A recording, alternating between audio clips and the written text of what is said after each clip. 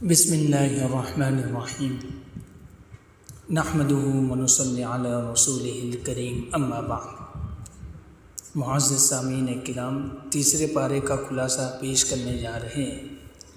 اس پارے میں دو حصے بیان ہوئے ہیں، بقیہ سورہ بقرہ کا اور ابتدائے سورہ آل عمران کا۔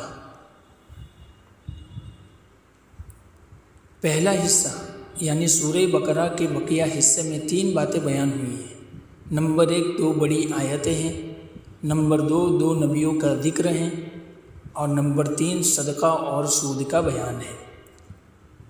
تفصیل وار اب مختصر طور پر ان پر بات کرنے کی کوشش کر رہے ہیں۔ پہلے نمبر پر ہے دو بڑی آیتیں۔ ایک تو ہے آیت الکرسی، جو فضیلت میں سب سے بڑی آیت ہے۔ اس میں 17 مرتبہ اللہ رب العزت کا ذکر ہے، اور دوسری ہے آیت مداینہ، جو مقدار میں سب سے بڑی ہے۔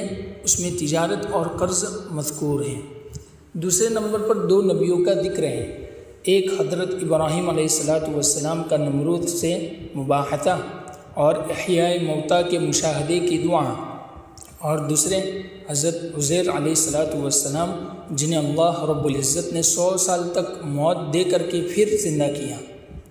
تیسرے نمبر پر جو بیان ہوا وہ صدقہ اور سود ہے۔ بظاہر صدقے سے مال کم ہوتا ہے اور سود سے مال بڑھتا ہے، مگر در حقیقت صدقے سے بڑھتا ہے اور سود سے گھٹتا ہے۔ دوسرا حصہ ہے سورہ آل عمران کا، جو ابتدائی حصہ اس پارے میں ہے۔ اس میں 4 باتیں ہیں۔ پہلے نمبر پر ہے سورہ بقرہ سے مناسبت، دوسرے نمبر پر ہے اللہ تعالیٰ کی قدرت کے 4 قصے، تیسرے نمبر پر ہے اہل کتاب سے مناظرہ، مباہلہ اور مفاہمہ، اور چوتھے نمبر پر ہے انبیاء سابقین سے عہد و پیمان۔ بالتفصیل مختصر طور پر ان 4 باتوں کو ذکر کر رہے ہیں۔ پہلے نمبر پر ہے سورہ بقرہ سے مناسبت یہ ہے کہ دونوں صورتوں میں قرآن پاک کی حقانیت اور اہل کتاب سے خطاب ہے۔ سورہ بقرہ میں اکثر خطاب یہود سے ہے، جبکہ سورہ آل عمران میں اکثر روئے سخن نصارہ کی طرف ہے۔ اور دوسرے نمبر پر جو بیان ہوا وہ اللہ تعالیٰ کی قدرت کے 4 قصے۔ پہلا قصہ جنگ بدر کا ہے۔ 313 صحابہ کرام رضوان اللہ تعالیٰ علیہم اجمعین نے 1000 کو شکست دے دی۔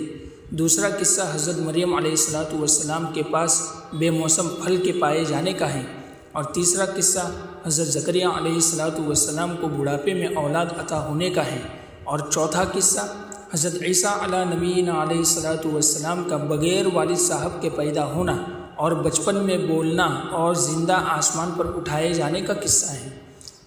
تیسرے نمبر پر جو چیز بیان ہوئی ہے وہ ہے مناظرہ، مباہلہ اور مفاہمہ۔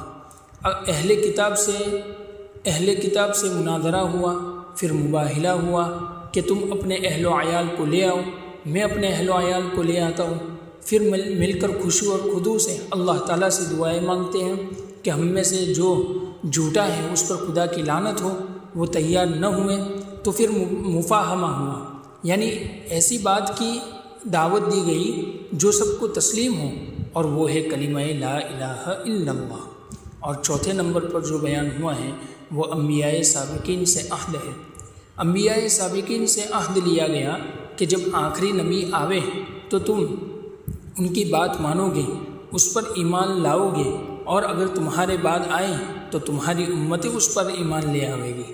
وَلِلَّهِ الْحَمْدُ عَلَى ذَلِكَ وَصَلَّى اللَّهُ تَعَالَى عَلَى خَيْرِ خَلْقِهِ وَآلِهِ وَسَلَّمَ سُبْحَانَ رَبِّكَ رَبِّ الْعِزَّةِ عَمَّا يَصِفُونَ وَسَلَامٌ عَلَى الْمُرْسَلِينَ وَالْحَمْدُ لِلَّهِ رَبِّ الْعَالَمِينَ۔ دعا ہے کہ اللہ تعالیٰ ہمیں جو کچھ بھی سنا ہے اس پر ہم سب کو پوری امت مسلمہ کو عمل کرنے کی توفیق نصیب فرمائے، اور قرآن پاک سے والہانہ عشق و محبت نصیب فرمائے، آمین۔ وصلی اللہ تعالیٰ علی خیر خلقہ وآلہ وسلم۔